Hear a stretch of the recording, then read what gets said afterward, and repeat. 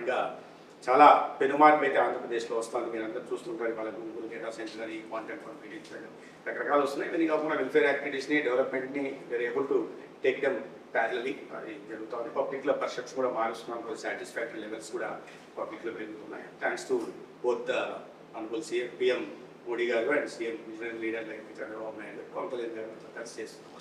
ఈ దేశం గురించి కొత్తగా నేను చెప్పనవసరం లేదు. ఏ పరిస్థితుల్లో ఉన్నా మాకన్నా మీకు ఎక్కువ తెలుస్తూ ఉంది ఇవాళ ఎంత ట్రాన్స్ఫర్మేషన్ ఉంది అని. కానీ ఒక్కోసారి మనం అన్ని గుర్తు చేయకపోతే మర్చిపోతూ ఉంటారు. 10 సంవత్సరాల క్రితం ఎటువంటి పరిస్థితులు ఉండేవి? There was a revenue deficit, there was a trade deficit, there was fiscal deficit, there was current account deficit, more than anything there was policy, there was trust deficit.